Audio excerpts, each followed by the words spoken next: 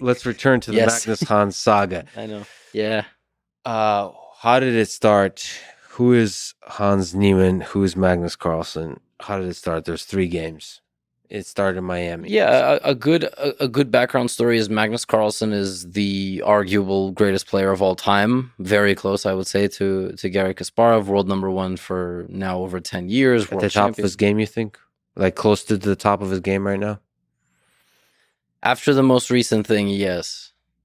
I think he has the uncanny ability of top athletes to absorb the bullshit and show, oh yeah, dad's home now. Yeah. You know, Yeah. run. I was only trying 70% before that, you know, and I think that's what I really think that's what he showed. I was in awe. If Magnus is playing in a tournament, yes, it's good for views to put him in my YouTube thumbnails and make the video title about him if he does something brilliant. But I was legitimately just blown away. It wasn't farming him for content. It was, this is unbelievable what he's doing to people. And he has a point to prove. Hans is I believe he's 19 years old right now. He's an American. I don't know if prodigy is necessarily the right word. Prodigies, you know they're prodigies from very, very young. In chess, you don't become a prodigy at 18. But he was always a good junior player. He was always a very unique character. Like, I met Hans when he was 11, 12 years old. He was this little kid just trash talking folks at the Marshall Chess Club. And he already had a reputation, literally. He had a reputation with counselors, and the truth is, I was similar. Yeah. I was kicked out of chess camp by one of the best chess grandmasters of all time, Artur Yusupov. I was in a chess camp when I was 9 years old. What'd you do? I was just an asshole. Yeah. I was too strong. So I helped other people with all their work. I was and loud. You let your ego shine. Yeah, I was a kid. I mean, I wouldn't... Well, you don't. Not every kid lets their ego shine, but some do. Oh, yes. You did. Yeah. Hans does. Like, there's interviews of when he's young. Yeah. Or like he's kind of talking shit, but it's entertaining. Yes. What I try to stay away from is just, yes, I let my ego shine, but I don't think I even knew what any of that was when I was younger. Yeah. So it's just sort of, I was just a loud, boisterous kid from a household where I wasn't paid attention to because I had 3 of them. Yeah. So I just was like, here's where I'm going to show up and get my attention. And Artur Yusupov, I mean, he's a great, great man. I drove that man crazy. He was like top 5 in the world at some point in the 80s and 90s. He said, it's either me or this kid. Oh, wow. So you really got to him. Yes. He said, I'm not going to come back and teach camps unless it's me. And I remember like going through this. I have very vague, distant memories of this. My dad calling, apologizing. Yeah. And did it make you feel good that you got to a grandmaster? No, I felt horrible. I felt guilty. I feel guilty my whole life about it. I very rarely feel proud of bad things or I showed them. Yeah. Even things, it gets to the point you feel guilty about things you didn't do. That's when your brain really goes crazy. Yeah, I'm with you on that.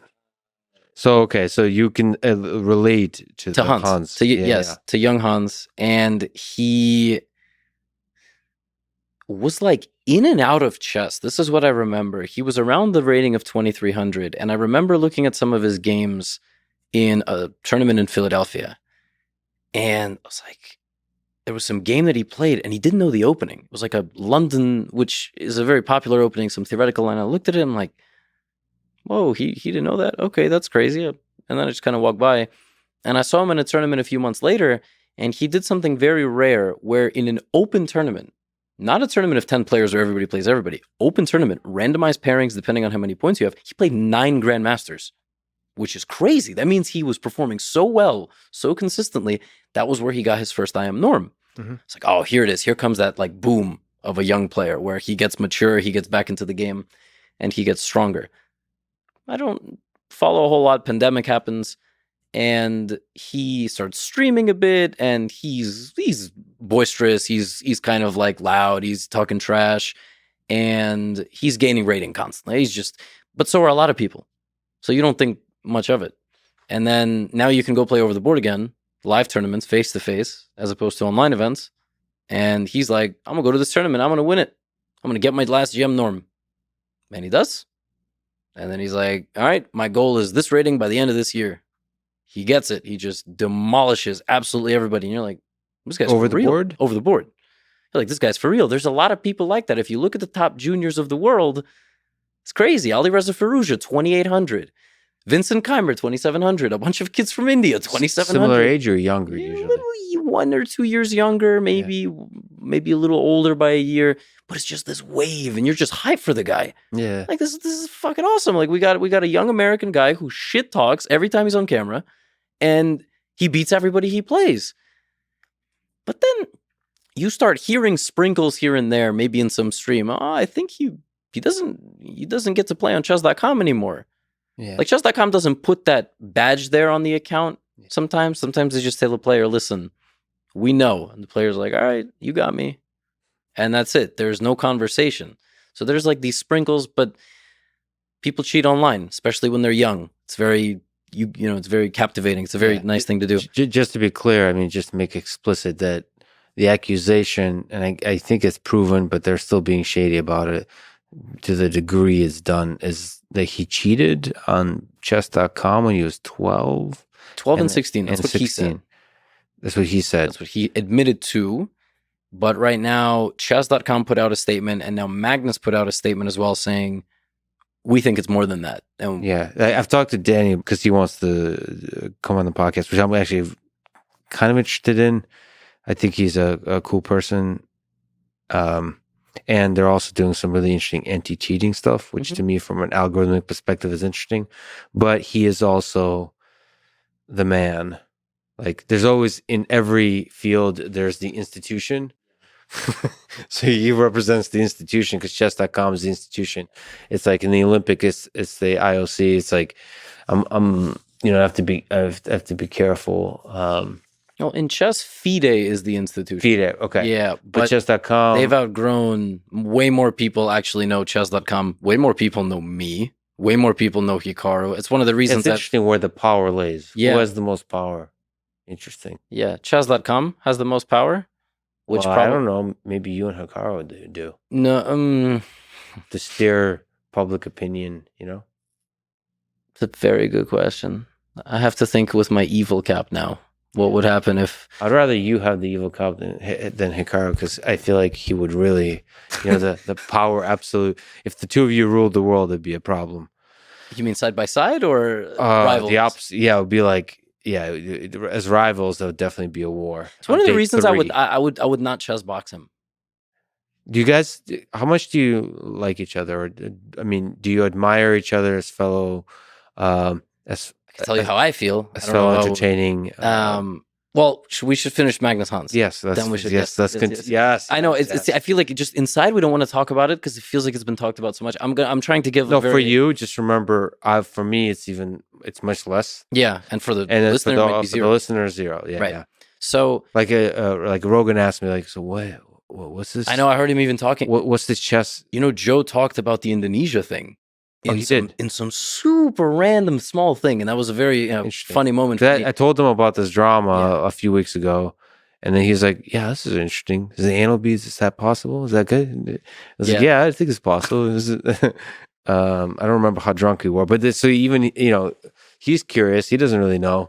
But anyway, cheating when he was 12, when he was 16, as he said, he admitted to cheating online when he was 12 and 16. Yes, but for timeline's sake, let's just do it this way. He has a lot of over the board success, but nobody really talks about the online cheating stuff. It's sort of kind of kept low key. A couple hundred people, maybe a couple thousand people, which sounds like a lot, but it's not because there's millions of viewers know about this. It's generally kept kind of low key because historically, if you cheated online as a teenager, you're not cheating over the board. It's not possible. You will get caught. Nobody has ever attempted it. We've had over the board cheaters, but not at the ultra elite level. And so what happens is they play this tournament in Miami, and the first day Hans loses 3-0.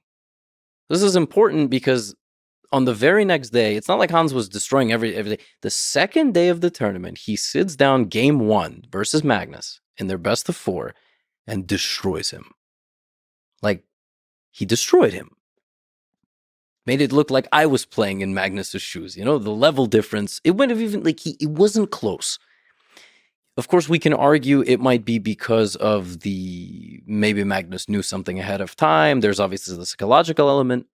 Not important. Hans leaves. They say, interviewer says, Hans yesterday, by the way, horribly phrased interview question. He goes, Hans, Yesterday was terrible for you. And today you start with a masterpiece. What do you have to say? Chess speaks for itself. Walks away. Yeah. Argue, you can argue. It's cringe. You can argue. I thought it was cool. And then the guy then keeps asking a question with his arm extended because he's so shocked he doesn't know what to do. Like he didn't even occur to him how ridiculous it looked to be asking. And then not only does Hans come back and loses the best of 4, he loses like 2 more games or maybe 3. I think he loses the next 3 games. He then proceeds to lose every single best of 4 match for the rest of the tournament. Yeah. He ends with 0 points and a prize money of $0. They put up the graphic. And he put Neiman 0. I think he got some minimum, right? So it's like, wow, this is like insane. This guy comes out with this crazy interview. And in my recap videos, I was like, the next time Hans has success, he has to stay away from the cameras. Don't let him talk. Just don't let him talk. It's going to be bad luck. I'm joking around. Like next time he plays, it's crazy. He's going to... So that was their kind of first interaction there. They also... There were some photos. They were having fun playing on the beach. I don't know why they had a chessboard on the beach. Chess players are such Magnus dorks. and Hans? Yeah. So they were still getting along. I guess so, yeah. It's interesting because I talked to him at that time. Would he have mentioned something? Right. I wonder what he would have said if I asked him about Hans, because I was clueless. Did anyone care about Hans? Nobody. No. Hans is not a super known entity, right? He became much more known. He became probably a top 5 all-time popular chess player in the last 3 weeks. Yeah. So it's not. It wouldn't even be a worthy question. No, unless you don't know. Maybe Magnus already kind of knew. A lot of the top players, it seems, are coming out now and saying we already were suspicious. It seems like Magnus might have known, but maybe not enough to address it. He still might not be willing to address it. Yes. Yeah. But anyway, so totally horrible tournament performance after. Correct. After Hans beat Magnus. Then the annual tradition of the St. Louis tournaments happens, which is a strong field of players first for a fast tournament, rapid and blitz, and a classical tournament. And the classical tournament is the Sinquefield Cup. It's named after Rex Sinquefield, billionaire chess philanthropist. And it's like St. Louis Chess Club is like a prestigious place. It's this whole and a host of a prestigious tournament. Hall of Fame is there for chess. I don't know if it's U.S. Hall of Fame or Worldwide Hall of Fame, but yeah, it's the other tournament. Countries play chess. They do, but we will. I don't know who determines where the Hall of Fame gets to be. If we say it's the Hall of Fame, okay, yeah. One day, some other part of the world's going to be like, actually, it's over here. Yeah. So basically, what happens is we have a field set for the Sinquefield Cup. It's the top 10 players in the world. Some can't make it, so okay, you get number 11 in there or something. One of them can't come because of something related to coronavirus. It's not. Now we're going to get little asterisks on Spotify because it was mentioned. Get more info about COVID-19. So I don't know why he couldn't come, but he couldn't come. Okay, something happens. He can't make it. Hans Niemann is the replacement. Yeah. At the time, we didn't know this, but now weeks later, we knew Magnus wanted to not play. This is very important. Back then, we didn't know. Apparently, some other top players also didn't want to play. They also were suspicious. They also wanted increased anti-cheating measures, which, by the way, in chess are dog shit. Like, you give this little metal wand, and you put it on the little ears, body, and there's apparently an argument a micro earpiece would not be caught, something in the armpit vibrating would not be caught, something in the shoe. They don't make the players take their shoes off because it's too elitist. How are you going to make players take their shoes off? That's, oh my God. But if these things are out there. Or if anything was inside any other orifice. Correct. Yes. I have to bring that up. To be honest, yes, that is very truthful. So if nothing else, this podcast is about honesty and truth. So I have to be complete. And transparency. So what ends up happening in the Sinquefield Cup is Magnus ends up still playing, but the anti-cheat measures are not introduced. So the first few games, Hans has a very, very impressive first-round game against Levon Aronian, one of the best players in the world. Okay, draw. He was pushing, draw. Second game, demolishes like a top player. Mamedyarov crushes him. Dominant opening, but not like a perfect game. You understand? Like it was. He made some inaccuracies here and there, and he ended up winning in a complex game. This game 3 happens versus Magnus. And not only does he beat Magnus with the black pieces, he dominates him from start to finish. So in the opening, Magnus played something with white that he had maybe played once or twice before. There was some big debate about it. I'm not going to get into it. Basically, a very niche, small thing that just he had never played in maybe a long game before, with some sprinkled in venom that might get Hans off guard. Mm-hmm.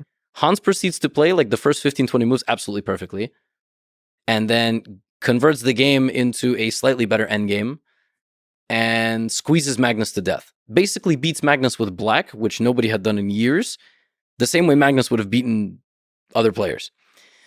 Then he goes and gives this interview, where he claims that he had looked at those first 15, 20 moves right before the game, basically. He got lucky. Didn't he say he looked at something very similar? No, it was either similar or literally that exact variation, which is possible. Yeah. I've done that before. One of my best wins of my life. That morning I went, I'm not prepared. What if my opponent plays this Queen's Gambit accepted variation? Mm-hmm. And I literally learned the first 12 moves. He didn't know move 12. I killed him. Mm-hmm. Okay? Like, it just happens. Yeah.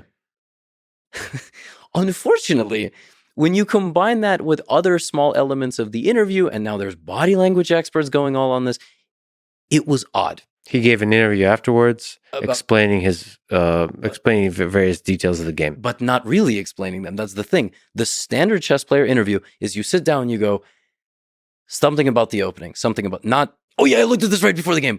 And then you explain various symphonies and compositions of variations, things that went through your head, things you were evaluating. But Hans's interviews are different. So everything about him as a chess player already is different, and his interviews are extremely strange and also different. Yeah. That's fine. But not when you combine it then with the world champion withdrawing right after you beat him and ghosting the entire chess world. Yeah, so there's a, for people who haven't listened to it, there's a kind of sloppiness to the way he analyzes the game. Like he's like, oh yeah. Like it's very because it's very obvious. Like, what do you mean? Yeah, I'm just completely winning here. Yeah, I'm completely winning here, and it's like I just played perfect. I played perfect. Like there's a sense of like, but it also doesn't. For me, again, a very outside spectator, it doesn't raise any red flags. That's just his personality. He seems to really like to talk this way, and plus, this could be crazy, but. Do you have a sense that he's more of an intuitive player versus like he's just not the kind of person that analyzes really well? Or is that a ridiculous notion? Well, let's put it this way. To succeed legitimately, because obviously this is a cheating scandal at the end of the day, at the 2750, 2800 level, the upper echelon of chess, you cannot be an intuitive player.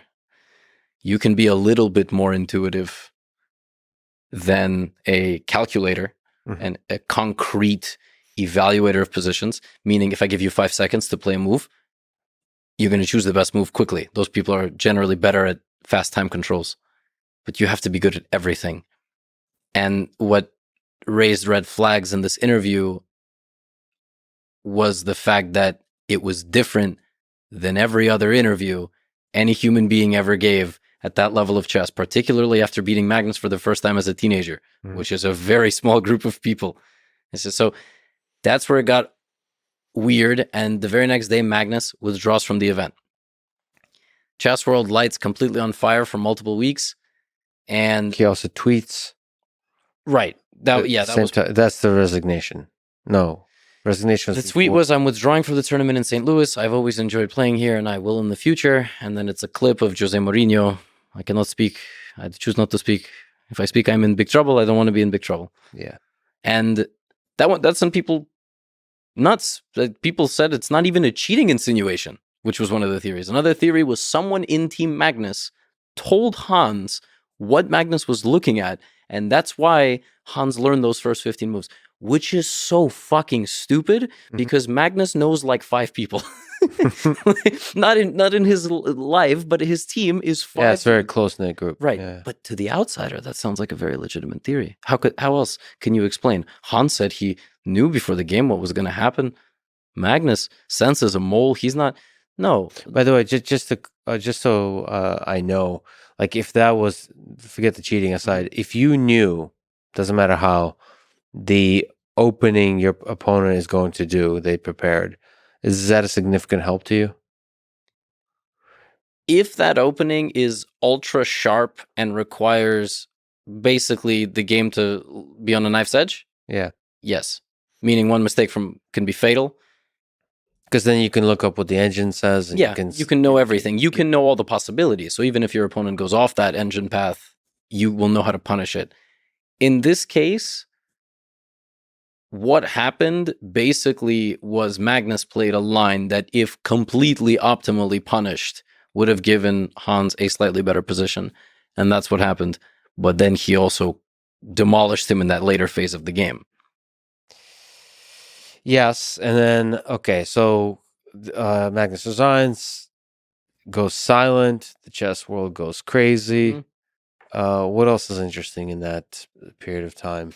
Hans's fourth round game of that tournament, right after beating Magnus, was also just absolutely genius. Just an absolutely brilliant game, which he failed to win. But then after that game, he also gives once again another interview where he's like, this game was absolutely genius. Like, I was just killing him from start to finish. And like, there was a moment he literally says, oh yeah, I just gave him a piece, like a full piece, which is a substantial advantage to the other side. And he starts explaining why the position is winning, but in words, not in chess moves, not in specific concrete chess moves, which is the way you're supposed to if you understand the position, right? So now there's this new theory that's being cultivated. If it's the interviews are going to be used as the evidence. And beyond round 4, he just played like a good grandmaster. Mm-hmm. And he lost 2 or 3 games, maybe 2 games, and he drew the rest. So he didn't win again. Like he beat the first 2 out of his first 3 games. He beat Mamedyarov. He beat Carlsen. Mm-hmm. And he also went on the attack himself. That was when he publicly admitted to cheating in an interview that he gave to the St. Louis Chess Club. That's when he said he has never cheated over the board. Then he said, Chess.com has banned me from the Global Championship, which is what I was invited to play. Privately, they banned me. They didn't even ban me publicly. Mm-hmm. And then he said, and Hikaru is on Twitch every day, saying things about me, this and that. And since then, nothing. Tournament finishes somehow. I don't know how we got to the end of the tournament. I really thought that it was going to get called off. But tournament ends. Hans hasn't said anything since then. Mm-hmm. So has he still said? When's the last time he said? That was the last tweet that he sent, September 7th. Said Hikaru wants to play the victim, something like this. They face each other again recently. When was it? What was that about? They played in the online event of this Meltwater Champions Chess Tour, which is a 16-player tournament where everybody plays everybody first. And after 15 games, the top 8 make a knockout bracket. Mm-hmm. And Magnus played the game. There was obviously a lot of hype prior for what was going to happen in this game. Magnus plays one move and resigns. Actually, I imagine he didn't want to play one move. I imagine he would have resigned the game as it was starting, but I think some websites don't let you resign before you make one move, because then the game isn't counted. Yeah. So I think he didn't want to play at all, but he played one move, and that made it even more epic, I suppose. And he resigned, and that was that. Like, so you still you lose, that game counts, right? Oh, game counts. You lose the rating. These online events, unfortunately, don't count for any sort of rating. But on a tournament, yeah, he played one move. Yeah. So he resigns, and then how does the tournament still work out? Is the tournament already over? So he made the 8. So Magnus still made the top 8. It was round 5, or like round 6 or something. So it was halfway through the preliminary stage. Yeah. It affected his standings. But then after resigning that game, Magnus finished first in the bracket, in the preliminaries, and then he won the entire event. There was a chance that they were going to meet in the final, but Hans lost in the first round against the Vietnamese strong player, Le Quang Liam. And then Magnus gave a short interview to the live broadcast where he said he would give a statement at the end of the tournament. And then he did. He gave a statement at the end of the tournament. And now here we are. The only other thing missing from this is the very intense scrutinization of all those over-the-board games that I mentioned earlier that Hans dominated in. So people are now going through all of his games that he played in tournaments, and they're analyzing them with engines, and they're saying he played exceptionally well. And the debate is, was he cheating, or was he way too good already but underrated? Because he could have had incubated knowledge, so he could have not played for a couple of years, was 2700 level, but was playing people who are 24, 2500. Well, over the board, I see. So not just over the board with the top level people like Magnus, but over the board in general. Yes, before he got a chance to play in these super tournaments against the best players in the world, he had to go to Europe. He was the most active chess player in 2021. And he was quite dominant. Yes, I think he played more over the board games than any player in 2021 or 2022. I think it's 2021. And yes, I think his rise was steeper than everybody, maybe with the exception of Alireza Firouzja, who got to 2800. See, I'd like to believe, because he talks about being he just became obsessed with chess. Mm-hmm. I like stories like that. Me too. I like stories of the underdog, especially with the scarlet letter of having been a cheater in the past. I like the idea of somebody who is flawed psychologically and ethically, and just a full fascinating personality, and this somehow just becomes obsessed. I mean, similar to Bobby Fischer, is also a tortured soul, also flawed, also just chaotic all over the place. You could see Bobby Fischer being somebody that might cheat when he was 12, right, on online chess, right? Like if it existed. Yeah, actually, I think in some podcasts, like small chess podcasts, I don't want to. I like Ben Johnson, so I'm apologizing for calling it small, but compared to, like, let's say Lex Fridman podcast, it's what's his podcast called? It's Perpetual Chess. It's kind of like, I love Perpetual Chess. What, you joke? Really? How dare you call? Yeah. Wait. All right. I'll show you, because it does a lot of it. Talks. It makes me feel special. Let me see. Where is it? Perpetual Chess. He does like improver series. Yes. Yeah. Yes. Yeah, he's great. Ben. I forgot. I'm so horrible with names. His name is Ben Johnson. Yes. Yeah, it is Ben Johnson. That's right.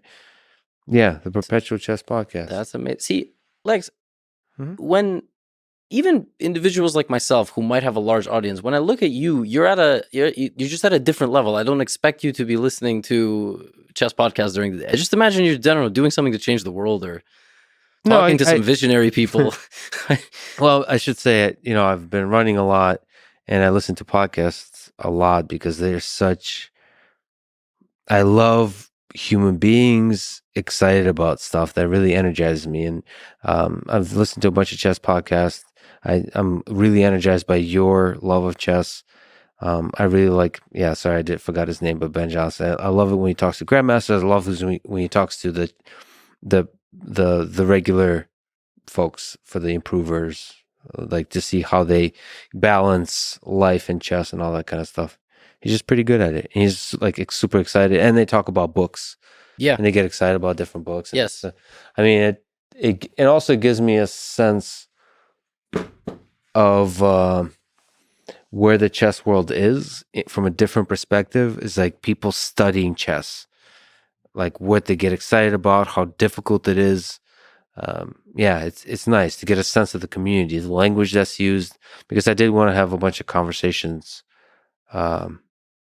with folks about chess, because I think it's a beautiful game, and I think it's a beautiful community. So that's one of the podcasts I listen to. So anyway, it's great. Anyway, you were saying why'd you bring him up? Yes, great podcast.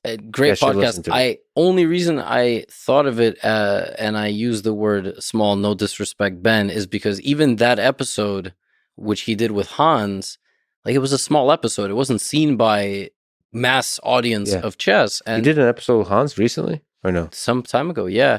And in that episode, Hans very openly is like, Bobby Fischer was misunderstood and he was my idol. Oh, wow. Said a couple of things like that. And Strong Hans words, Hans is an intense guy. Like when I listen to Hans, I get a little anxious. He brings out some sort of disturbance in my ecosystem. Yeah, It's just I can't really pin him down to like what's going on there. Yeah. As a person who's trying to read people. Yeah. It's difficult. Like I can this is the dark aspect. He could be both the genius of Bobby Fischer and a genius cheater. And you could see like there's something chaotic about him which makes him very appealing in that way. Yes. So right now, late September 2022, the current environment is such that Hans hasn't said anything in weeks, and people are sort of dissecting every bit of circumstantial evidence that they can, and they're trying to present the case. I don't even know to who, ultimately. I guess it would be the FIDE anti-cheating commission or whatever. It might be to you, essentially. I mean, to people with the platform. It could be. To present convincing evidence to where the people are convinced of one way or the other. Because for people who don't know, and they should definitely follow GothamChess, you've been on this, you've covered it a lot, and I'm sure if anything comes out, you'll cover it more. But you've been quite balanced and thoughtful and kind of objective about the whole thing. Yeah. So the reason for that is I understand the power that I wield with anything, and if I say one sentence the wrong way, I might be sending 10,000 people or more to go do something. Yeah.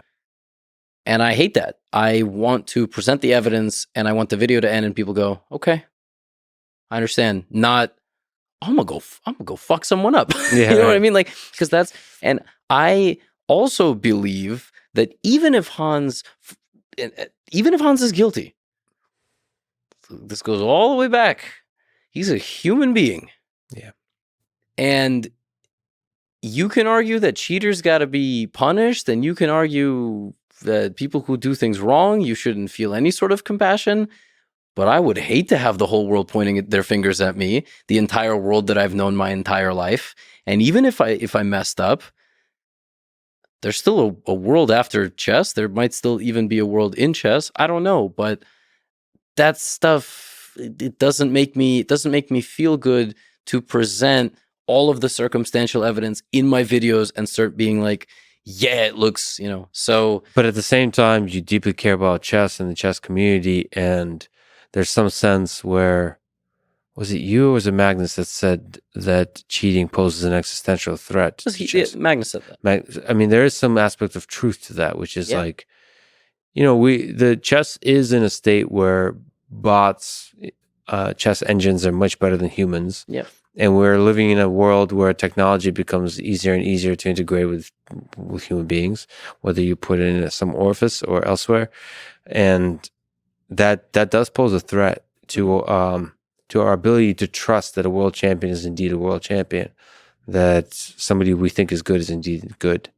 And so there is some aspect to the ecosystem that should punish cheating and perhaps over punish cheating. And the other thing is, in sport, you can take PEDs and have bigger muscles, better reaction time, but you still have to perform the action in a successful way. There is still a chance you can lose if you take PEDs. Maybe in some sports, the gap between non-PED and PED user is significantly more noticeable. But in chess, if you cheat, you play God. Yeah. You decide when the game is over. You can fake bad moves. You can fake everything. You can even, if you're cheating, quote unquote, the right way, you're going to lose plenty of games to avoid getting detected. So you can create bots that are 2,800. Like, you can also just not listen. If you know all the best moves, but choose to play on your own, and, I made a mistake, not a big deal. You could, yes, bots are all at a different level. But if you were to cheat, that you play God. You can decide when you make your move and when the engine makes its move. And if you know the top 4 lines of the engine, you choose the 4th one. So in hindsight, people will analyze your game and they will go, oh, it wasn't perfect. Well, no shit. Only the stupid cheaters play the top engine line the whole game.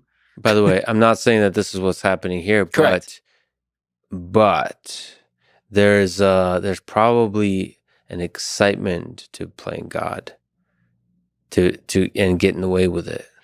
Like, I know adults, grown adults who are successful in their fields, and they cheat. They cheat in lessons. They cheat in, like, I don't want to say I've taught any. I may or may not have. For some reason, one of them watches this and they know they're guilty. And it happens. It happens. Not just teenagers, not just young adults, but full-grown adults will cheat when they play because they think it helps them learn. Well, that could be just that justification. But I just meant, like, it might not be just about winning. It might also just feel good to have that power. Like, Yeah. I bet you it's a drug. Oh yeah. I mean, like, with a lot of criminals, I feel like part of, like, like mass murderers, like serial killers, I feel like a lot of it is they can get away with it. The fact that they everyone else is a sucker and they figured out how to do this evil thing. And obviously cheating is nowhere close to that, but there's still a feeling of getting away with it. Yeah, I wonder. I mean, you're pretty objective on the whole thing. Like, if you were a betting man, what would you say is the probability? Are you changing day by day in your head? What's the probability that Hans cheated